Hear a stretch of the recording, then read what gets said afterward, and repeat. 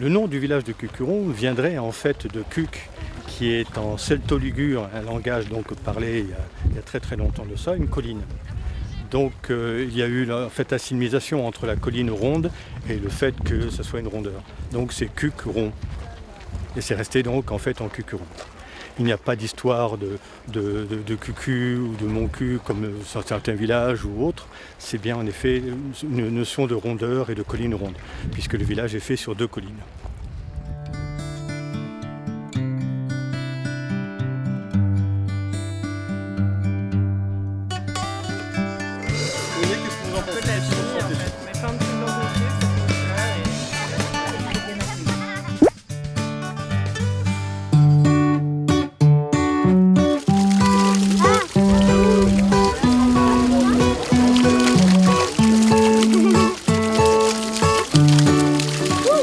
Pour remonter un peu dans le temps, 16e siècle en fait, il y avait un étang qui couvrait toute cette partie-là. Évidemment, il n'y avait pas la poste, ni les hôtels et autres trucs.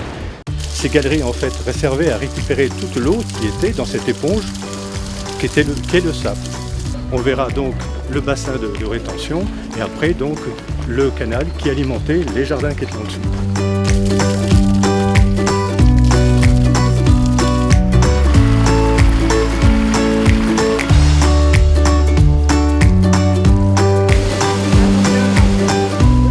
Donc en fait l'eau venait se stocker ici et dans le mur à peu près au point le plus haut vous aviez une fente avec une vanne. Et on faisait rentrer comme ça l'eau pour faire tourner la roue qui était axe horizontal pile derrière. D'accord ? Toujours moulin à grains. Voilà.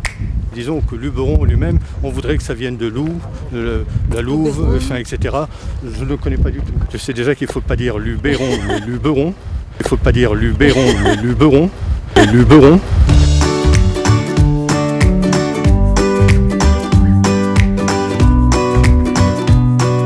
Très intéressant pour moi qui habite le territoire, c'est de voir mis en perspective la relation avec l'eau qu'avaient les générations précédentes. Parce qu'avec l'eau courante, avec le canal de Provence, ça a complètement changé la donne et on n'imagine pas du tout à quel point l'eau était vitale, précieuse et toutes les techniques qu'avaient développées les habitants pour pouvoir la conserver et vivre avec elle. Et ça, c'est absolument passionnant. Et là, ça me permet vraiment de découvrir une région c'est beaucoup plus simple et plus agréable de faire à pied.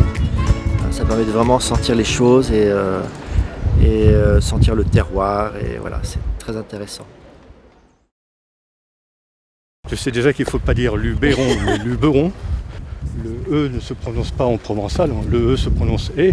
Donc quand les jeunes de l'école d'état-major de Paris sont venus dans la région pour faire la toponymie des sites, des cartes, quand ils ont demandé aux anciens, on leur a dit Luberon. Donc ils ont marqué Luberon.